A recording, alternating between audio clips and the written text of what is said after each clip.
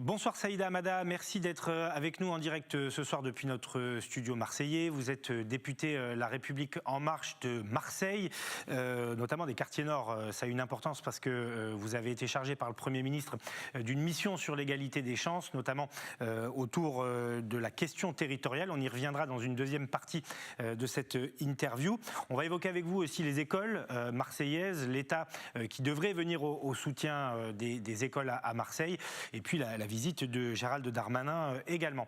Mais d'abord, une petite question d'actualité. Saïda Hamada, vous avez vu ce sondage qui est paru sur les élections régionales. Il y a un risque Front National dans la région. Vous n'étiez pas très favorable, c'est le moins qu'on puisse dire, à un rapprochement entre En Marche et Renaud Muselier. Est-ce que ce soir, vous pensez que ce rassemblement est indispensable pour faire barrage au Front National ? Enfin, moi, vous le savez, mon hypothèse de départ, c'était qu'on défende nos couleurs au premier tour de cette élection.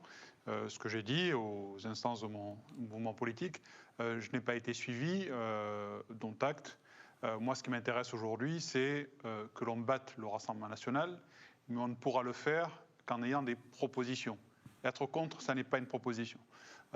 Et donc, moi, j'attends évidemment impatiemment que Renaud Muselier abatte ses cartes en matière programmatique. Il y a son bilan, il y a aussi ce qu'il souhaite faire sur les années à venir, s'il venait à l'emporter à cette élection. Et donc, moi, j'attends ces propositions pour complètement acter ma décision de voter sur cette élection régionale, tout en étant bien conscient qu'aujourd'hui, la dynamique, malheureusement, est dans le camp du Rassemblement national, et ça, il faut l'avoir à l'esprit, et prendre toutes nos responsabilités pour faire en sorte que cette région reste dans le camp des démocrates et des républicains. Oui, voilà, parce que ce sera ma dernière question sur les régionales. Aujourd'hui, on voit que même en cas de retrait de la gauche, c'est un coude à coude, 50-50 qui se dessine. On a entendu Renaud Muselier tout à l'heure relativiser les scores, ne pas s'affoler. Néanmoins, les projections sont un petit peu moins favorables qu'en 2015. Hein. C'est pour ça qu'il faudra créer une dynamique de deuxième tour. Et cette dynamique de deuxième tour, elle devra, j'allais dire, tenir compte de toutes celles et tous ceux qui auront été présents au premier tour. Et moi, j'appelle à un esprit de responsabilité de la part de toutes les forces politiques pour faire en sorte que la région Provence-Alpes-Côte d'Azur ne soit pas la première à basculer dans le champ du Rassemblement national à l'occasion de cette élection. Ce serait un très mauvais signal, politique évidemment, mais aussi sur le plan, j'allais dire, démocratique. Vous le savez, je suis entré en politique à la suite de la mort d'Ibrahim Ali, assassiné par des colleurs d'affiches du Front National. Pour moi, ce serait un affront incommensurable et, à mon avis, duquel on aurait beaucoup de mal à se relever. Donc, cette élection est un gros enjeu pour notre région et pour notre pays. Saïda Hamada, autre enjeu très local, mais qui est ô combien important, c'est la question des écoles à Marseille. Hier, Benoît Payan était l'invité de France Bleu. Il a indiqué qu'Emmanuel Macron allait venir à Marseille et officialiser le soutien de l'État. On va écouter Manon Mujica à ce propos, qui nous apporte quelques précisions, et puis on commente ensemble juste après. C'est une petite phrase qui n'est pas passée inaperçue. Interviewé par nos confrères de France Bleu Provence au sujet de la rénovation des écoles, Benoît Payan a indiqué qu'Emmanuel Macron se rendrait probablement cet été à Marseille pour faire des annonces. L'État est prêt à mettre la main au portefeuille. Sans trop s'avancer, Pierre-Marie Ganozzi, l'adjoint en charge du plan école, nous confirme que l'instruction est en bonne voie.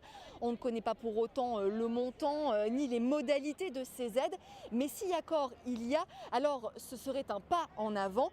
Écoutez à ce sujet Cécile Baron, elle est parent d'élèves et membre du collectif des écoles. Que de l'argent public soit mis dans la rénovation des écoles publiques de Marseille, ça on ne peut que le saluer. Nous, ce qu'on attend aussi associé donc à cette somme d'argent, c'est comment il va être utilisé, sur quels critères, comment on va prioriser les écoles, qu'est-ce qui va être fait, avec qui, etc., etc. La nouvelle municipalité qui a fait de la question des écoles délabrées l'une de ses priorités chiffre à plus d'1 milliard d'euros le plan de rénovation. Saïda Hamada, députée donc La République En Marche des Bouches-du-Rhône, élue à Marseille.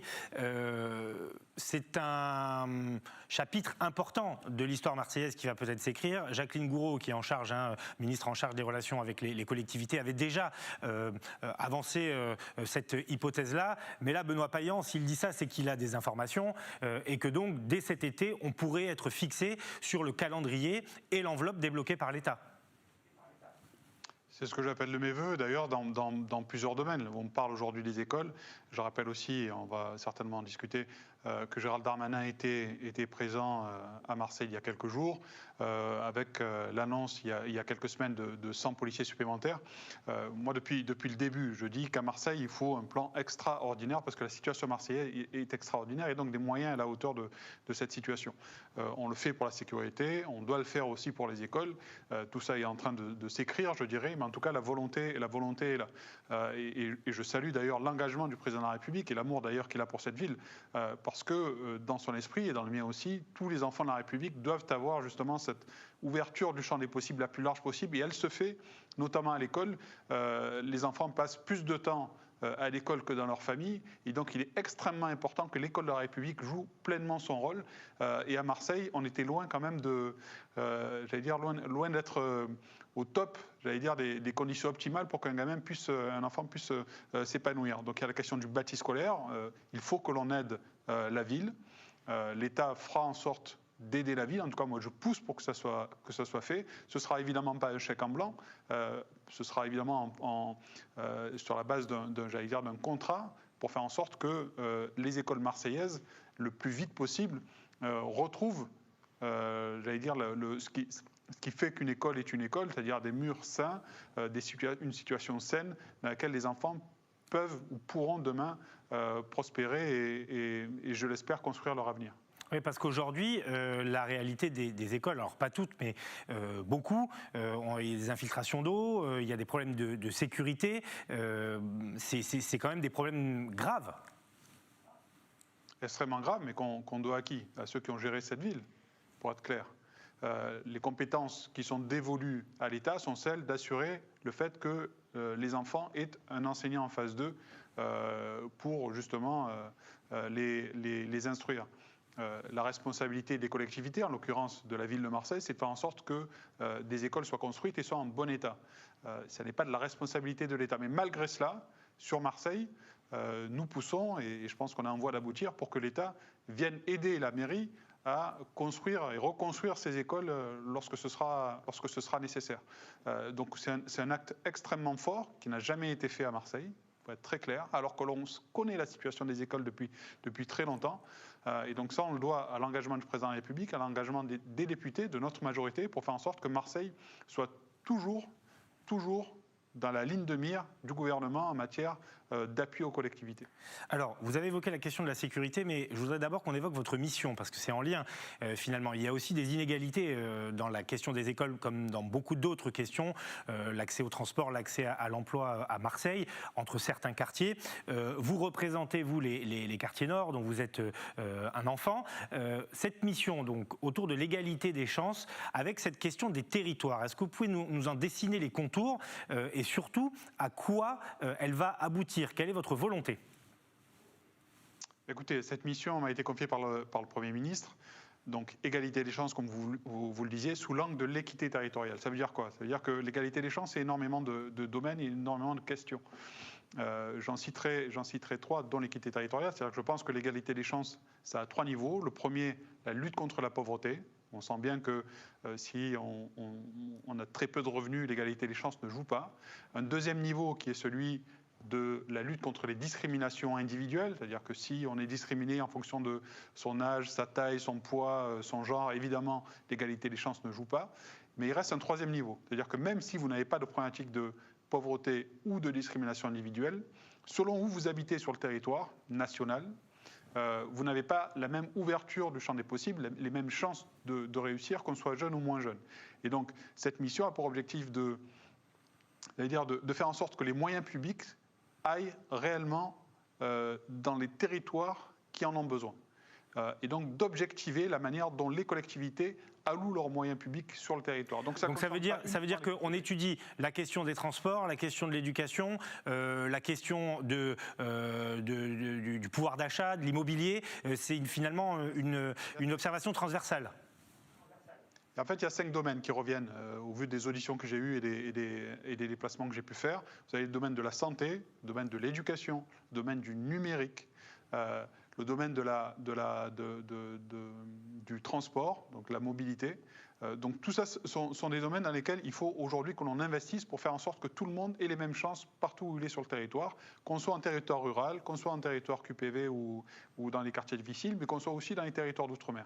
Et donc ça, c'est un contrat social du 21e siècle que l'on est en train d'écrire. Et moi, humblement, sous la houlette du Premier ministre, j'essaie d'y contribuer. J'aurai, je pense, des propositions assez fortes qui, à mon sens, mériteront d'être portées, seront portées, parce que le gouvernement ne m'aurait pas confié cette mission s'il n'entendait pas arriver à des résultats. Et j'ai bon espoir que très rapidement, on ait des résultats concrets, notamment dans une ville comme Marseille qui en a vraiment besoin. Quelle échéance pour ces propositions, pour aller connaître dans quelques semaines, quelques mois ? Alors, je commence déjà à les égrener et en tester quelques-unes, mais juillet, le rapport sera rendu. Et donc, dans la foulée, vous aurez déjà des propositions qui sortiront de terre. Voilà, c'est ce que je suis en train de travailler, notamment avec certains membres du gouvernement. On va suivre ça, évidemment, pendant l'été. Dernier sujet que je voulais aborder avec vous, Saïda Hamada, c'est celui de la sécurité. Marseille, je vais vous montrer une coupure de presse de la Provence, parce que, à la cité de la Castellane, les policiers sont intervenus. 18 interpellations, 168 kilos de cannabis, 225 000 euros et 6 armes saisies. Aujourd'hui, le trafic de stupéfiants, et on en a déjà parlé ensemble, ça reste le problème majeur dans les quartiers dits sensibles de Marseille. Le trafic de stupéfiants, c'est la résultante, c'est le symptôme d'une maladie beaucoup plus ancrée dans nos territoires, qui est liée d'ailleurs à ma mission Égalité des chances, c'est-à-dire que ces territoires sont ghettoisés et n'ont accès ni à l'emploi, ni au transport, ni à la santé, tous les domaines que j'ai pu évoquer. Et la conséquence de ça, c'est ce trafic endémique que l'on a sur notre territoire, qui touche d'autres territoires, mais notre territoire en particulier. Moi, ce que j'aimerais dire sur la question des trafics de drogue, et que l'on ne dit pas assez souvent, c'est que je pense que ceux qui achètent de la résine de cannabis, qui vont acheter du shit dans les quartiers, sont aussi responsables de la situation que l'on connaît. Pour qu'il y ait un marché, il faut qu'il y ait une offre et une demande. Et aujourd'hui, cette offre, elle est offerte justement par ceux qui tiennent ces réseaux, mais elle s'adresse à une demande de personnes qui consomment. Et il y en a beaucoup à Marseille qui consomment. Et vous souhaitez donc ouvrir le débat sur la légalisation, si je comprends bien ? Au moins débattre. Débat, mais le président l'a dit. D'ailleurs, moi, c'est pas une innovation de ma part. Le président a souhaité un débat sur cette thématique. Je pense qu'il faut qu'on ait ce débat-là. Et il faut surtout, qu'en attendant qu'on ait ce débat, que ceux qui achètent tous les week-ends, tous les jours dans ces quartiers aient bien conscience qu'à chaque fois qu'ils achètent, ils entretiennent, ils mettent un jeton dans la machine de ces trafiquants, de la situation que l'on connaît dans ces territoires et du nombre de morts à répétition, des règlements de compte qu'on peut avoir. On ne peut pas acheter du shit dans les quartiers et se laver les mains, entre guillemets, repartir dans son salon et en considérant que tout va bien dans le meilleur des mondes possibles. Tous ceux qui achètent voient la situation dans laquelle ces quartiers sont aujourd'hui, voient les barricades qui aujourd'hui barrent les rues de nos quartiers, et cette situation-là, ils y participent. Donc ça, il faut en avoir conscience, et je tiens à ce que ce débat-là, on l'ait, et cette question-là soit abordée dans le débat que l'on aura sur le cannabis, la responsabilité de ceux qui achètent aujourd'hui du shit dans nos quartiers. Pour terminer, Saïda Hamada, Gérald Darmanin, ministre de l'Intérieur, était à Marseille lundi. Deux annonces fortes, la création d'un commissariat dans les 13 et 14e arrondissements et le déploiement de 100 policiers supplémentaires. Vous avez l'assurance que ces 100 policiers vont arriver, que c'est 100 nouveaux postes qui sont créés, parce que parfois on peut jouer sur les mots. Écoutez, oui, c'est 100 nouveaux postes. Donc là, je vous le confirme, et je peux vous dire que ça a même démarré. On a déjà 40 nouveaux policiers qui sont arrivés, qui sont d'ores et déjà arrivés. Donc il en reste encore 60 qui vont arriver cette année, dans les semaines qui arrivent, pour faire en sorte que ce chiffre de 100 soit atteint. Donc c'est un chiffre important pour une ville comme Marseille. Moi, je remarque, parce que je connais bien ces territoires, qu'on est passé dans une autre dimension, je vous le dis très clairement, en matière de lutte contre les trafics de drogue. On sent aujourd'hui une pression de la part de la police qui fait un travail remarquable pour faire tomber ces réseaux. Vous citiez une des unes, je ne sais pas si c'était une ou pas, mais en tout cas un article de la Provence sur ces réseaux. Il y en a maintenant très régulièrement et avec des saisies extrêmement importantes. Donc ce combat-là, on le mène. Maintenant, ce combat, il n'est pas uniquement sécuritaire. C'est pour ça que, et on revient sur la question de l'éducation, c'est pour ça qu'il faut qu'on ait des moyens dans tous les domaines de la puissance publique, la sécurité, mais également l'éducation et également la justice. Et donc sur tous ces domaines-là, il faut qu'on soit au rendez-vous, notamment dans des villes comme Marseille.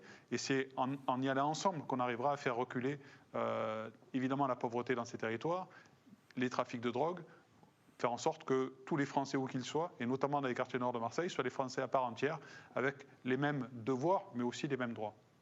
Merci beaucoup Saïda Hamada d'avoir accepté notre invitation en direct ce soir depuis nos studios de la Provence, député La République En Marche des Bouches-du-Rhône, élu à Marseille. Merci également à Anthony Forgnon et à Yentel Criado qui nous ont permis de réaliser cette interview.